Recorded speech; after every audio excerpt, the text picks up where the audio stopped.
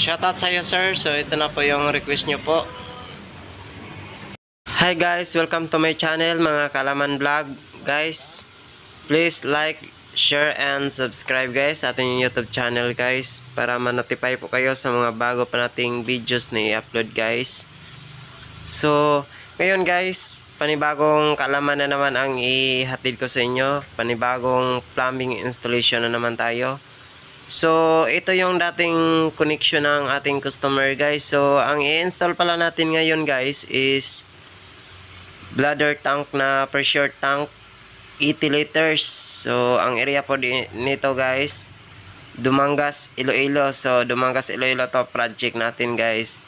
So, ito yung old niyang na setup guys. Ito yung dati. So, ayan. Una guys, tatanggalin muna natin yan lahat. So, kasi yung motor nila hindi na makasuction ng maayos at saka papalitan na ng bearing at saka chop seal.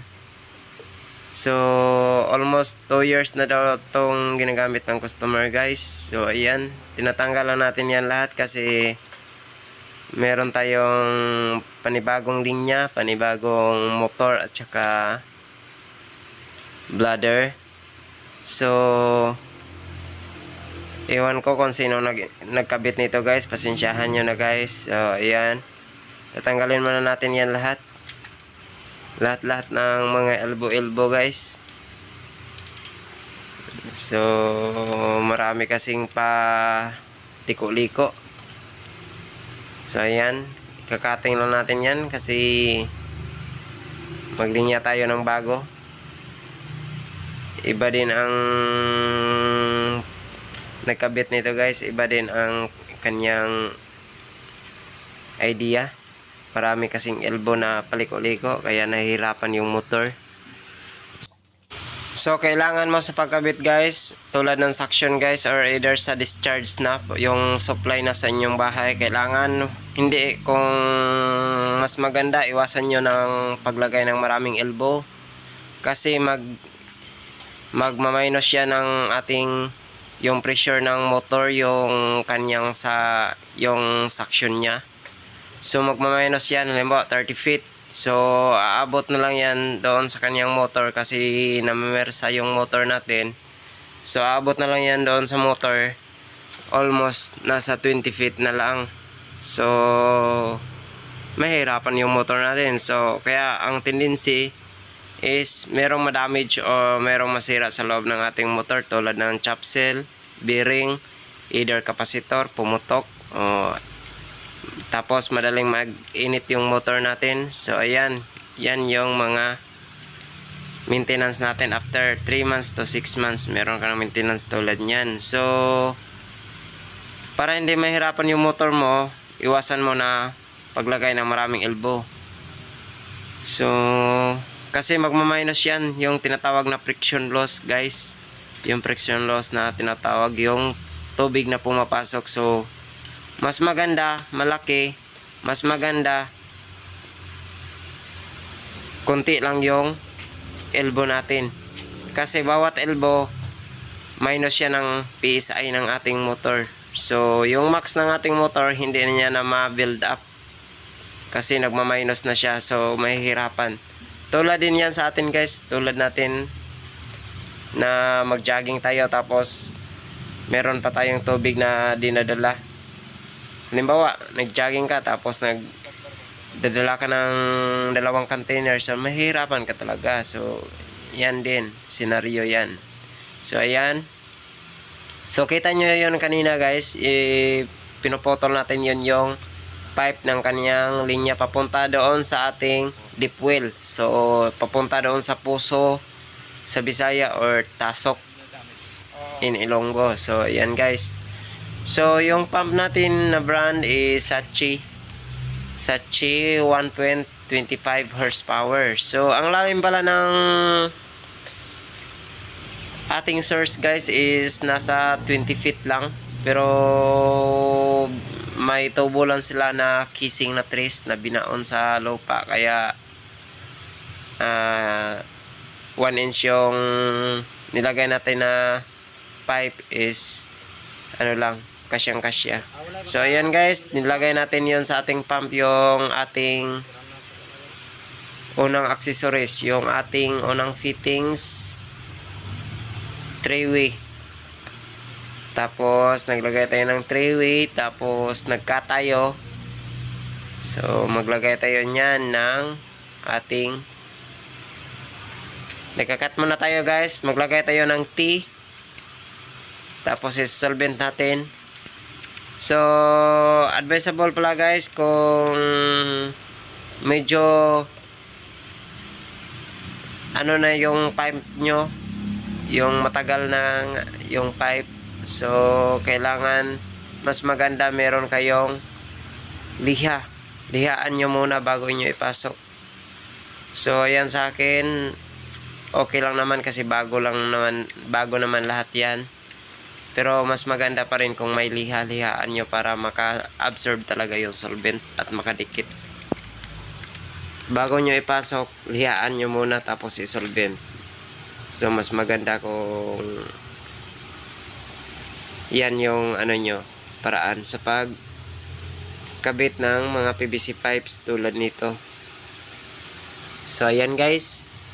So nagka tayo guys ng almost mga 4 inches. Tapos ilagay natin yung ating 1 inch ball bulb.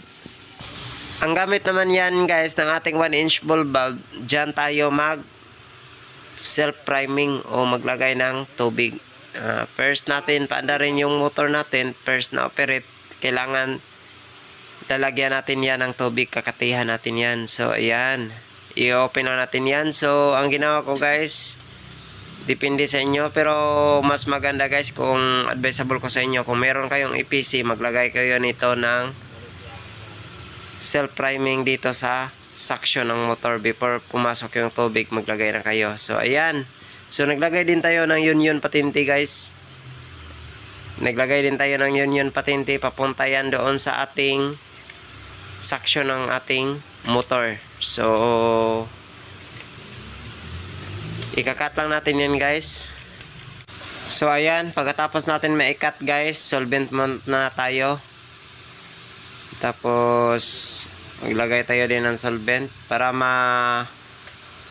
isalpak natin silang dalawa para madugtong na natin. So ayan, kakat naman tayo ulit guys. Papunta na yan sa ating suction. So ayan yung, tapos naglagay tayo guys, yan yung sa suction guys. So naglagay tayo guys ng male adapter na 1 inch. So para maikabit na natin yon, solvent lang natin. Tapos solvent din sa kabila guys, yung malapit sa yun. So dyan natin ikabit yung kinakat natin, lahat na yan. So dyan natin ikakabit. So ayan. So ayan na siya guys, naikabit na natin. Ayan yung setup natin kasi meron tayong EPC. So meron tayong automatic pump control, meron tayong pressure switch, meron tayong pressure gauge mamaya na ikabit. So kailangan natin na dyan tayo maglagay kasi meron namang check valve yung ating EPC. So kahit magkate tayo doon sa itaas ng ating EPC, hindi ma-primingan yung ating electric motor. So ayan yung purpose natin. Kaya mas maganda yung technique nyo is nasa suction kayo maglagay ng ating self priming para hindi ma-damage yung mga tornilyo ng motor. So ayan, solvent na natin ulit. Ilagay natin ang ating elbow na 1 inch. So depende yan guys sa sitwasyon kung gaano kahaba yung ikakat nyo, pero mas yan sa akin 4 to 3 inches lang bago ako magkabit ng mga fittings, yung distance, para hindi siya masyadong mahaba. So ayan, depende yan sa area guys. Area din ang mag-adjust kayo kung anong area nyo. Kung mahaba yung area nyo na paglalagyan bago maglagay ng mga fittings ng mga elbow tulad nyan, so syempre i-adjust nyo rin. Depende na sa inyo. Depende na sa sitwasyon sa area nyo. So, ayan. I-solvent natin ulit. Tapos, idugtong na natin yung ating elbow. So, na 1 inch. So, idugtong na natin yan para maikabit na natin yan sa ating suction. Papunta doon sa ating puso or tasok. So, ayan guys. Naipasok na. So, ikakabit natin yan sa ating suction. So, susolventan natin sa kabila. Solventan natin yan. Ayan. So, isolventan natin. Solventan natin yan. Tapos, ayan. Isalpak na natin. Ipasok na natin. So, ayan. Pasok natin yan. Ayan. Tapos dito guys, magka-cut na tayo. So, actually guys, meron akong inilagay dito guys na dito ako naglagay ng check valve guys.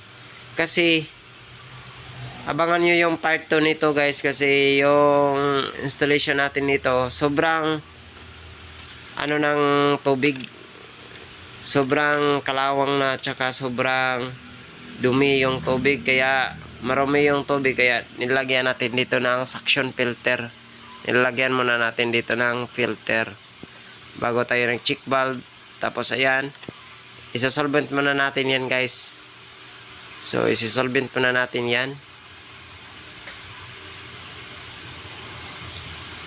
Ito naman yung installation guys. So pero ipapakita ko sa inyo ang part 2 guys, yung review natin sa pagkabit guys, kasi marami pa tong nabago, kasi meron pa silang ipakabit na filter.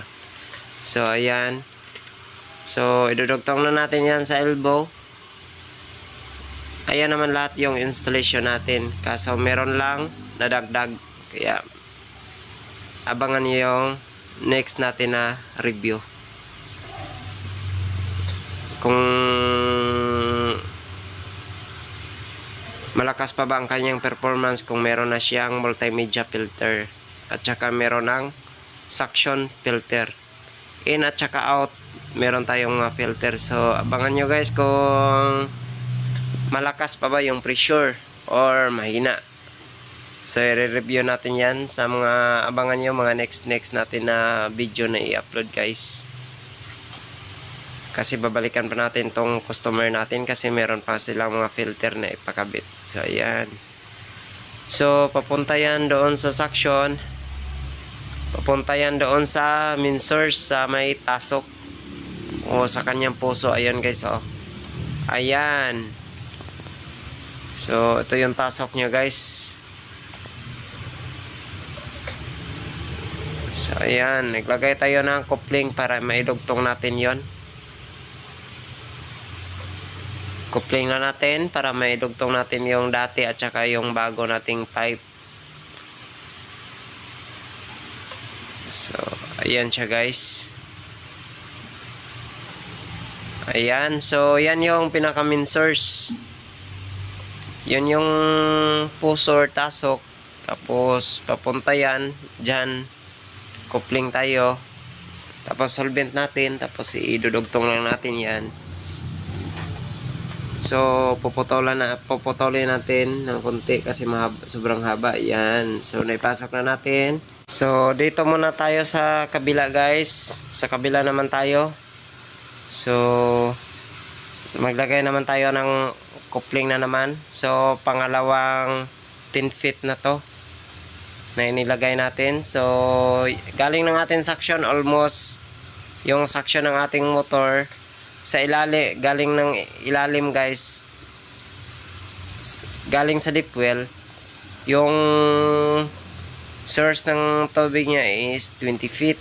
Tapos naglagay pa tayo ng almost mga tatlong pipe na 10 feet. So almost nasa ano siya guys, nasa 50 feet yung lalim. So sobrang haba na guys. So ayan, Pero mas maganda naman kasi okay lang kasi yung motor natin is max nya is 35 feet yung lalim. So pasok naman sa requirements natin. So ayan. So yan guys, kakat natin yan. Tapos may dugtong na natin yan. Solvent lang natin ulit. Solvent natin para sa matapos na natin to. So ayan, i-solvent na natin. So i-double check natin lahat.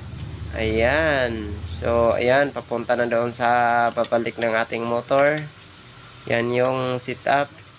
So ngayon guys, dito naman tayo sa taas guys. Yung solid brass na yan, yung kita nyo yung parang gold. So ayan yung tangke na ikakabit natin mamaya guys.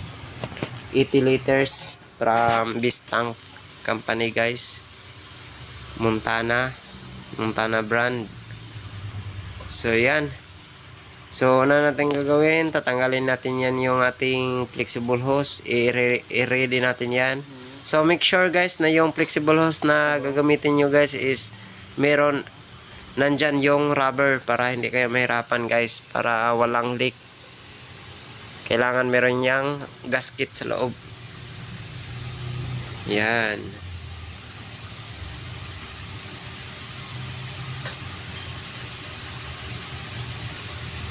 So ayan guys.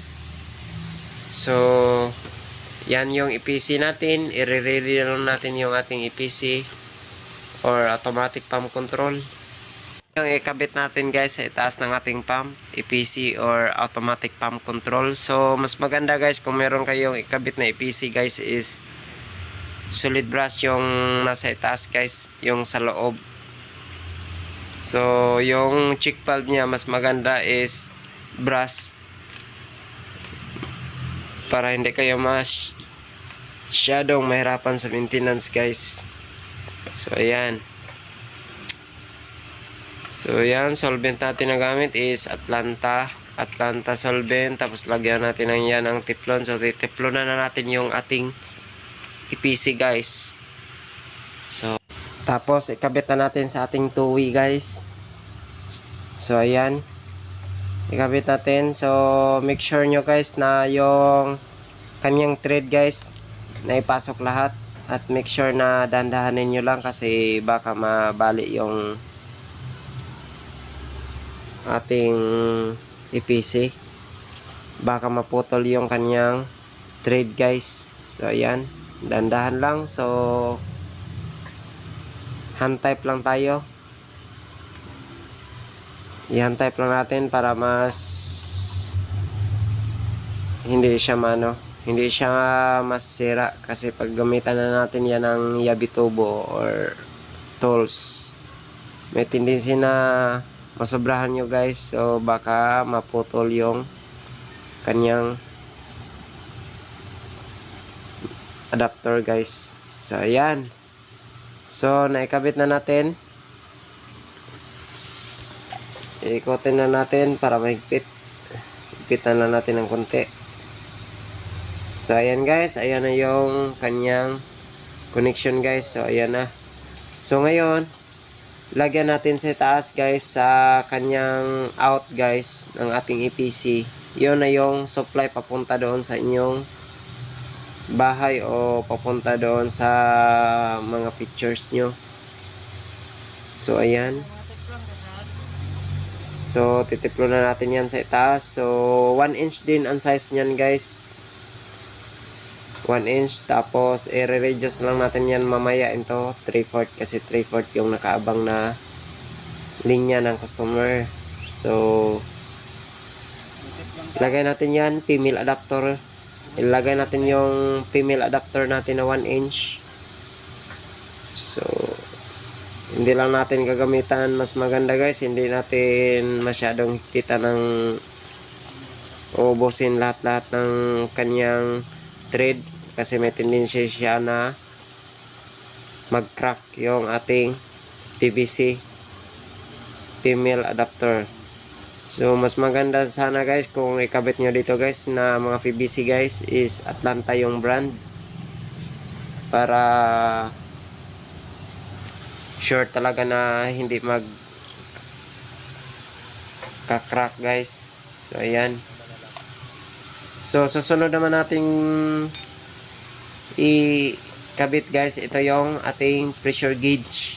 So ikakabit natin yan sa ating F-brass connector. Yung tawag niyan guys, yan yung F-brass connector guys. So ayan, yan yung kakabitan natin, yung yan yung kakabitan natin guys, yan yung tinatawag na F-brass connector.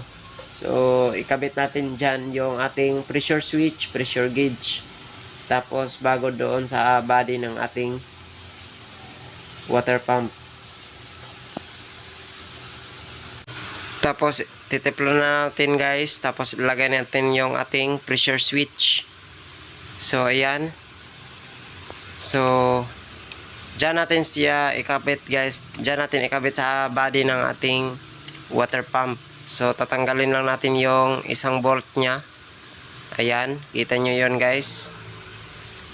So tatanggalin lang natin yan para may pasok natin yung ating pressure switch at saka yung pressure gauge natin. So dyan natin ikabit lahat. So tatanggalin natin yung isang tornilyo, pressure switch, pressure gauge. So dyan ko lang ikinabit guys. So tinatanggal muna natin kasi sobrang sikip ng area guys. So hindi tayo makaikot ng maayos. So yan guys, titiplonan muna natin yung ating F-brass. Titiplonan natin yan. Tapos ipapasok na natin yan sa ating pump. So ipapasok na natin yan, iikotin lang natin.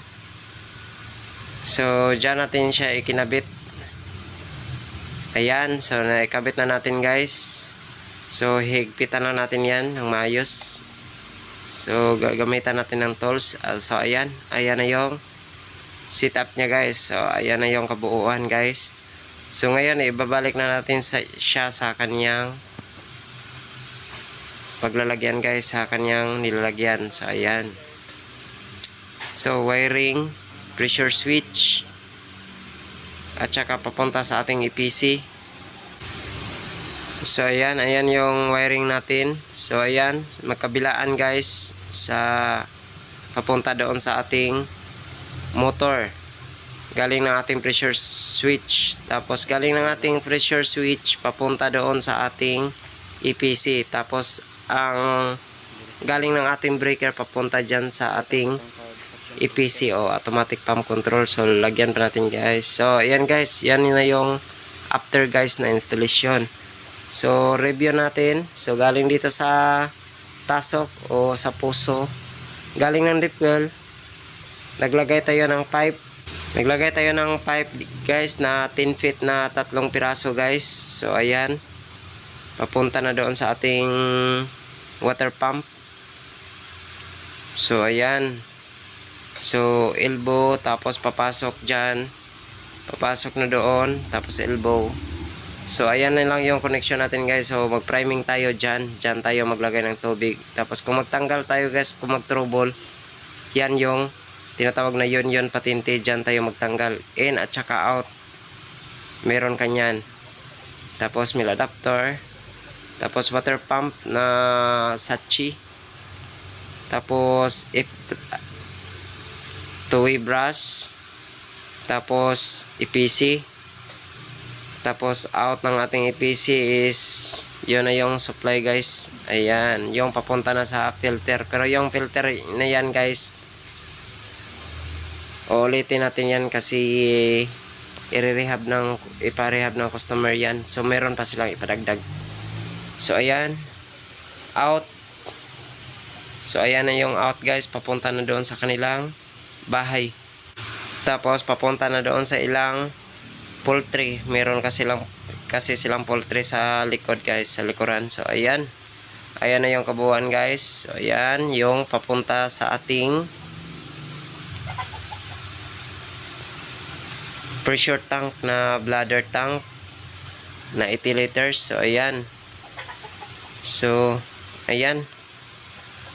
Ayan na lahat-lahat. So overall, yan na yun lahat. So ititest natin yan guys. Ititest natin yan. Yan yung Sachi Italy.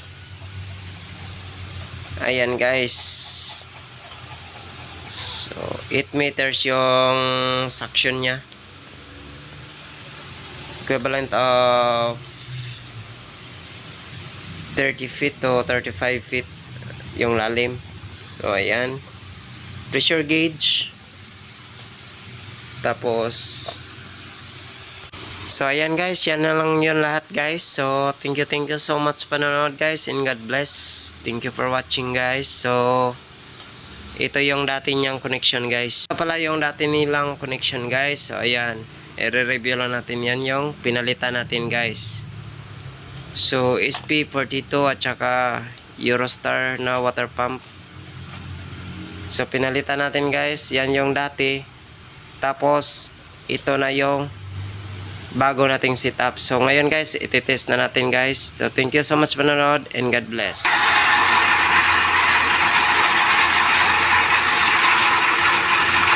Much and God bless. Thank you for watching.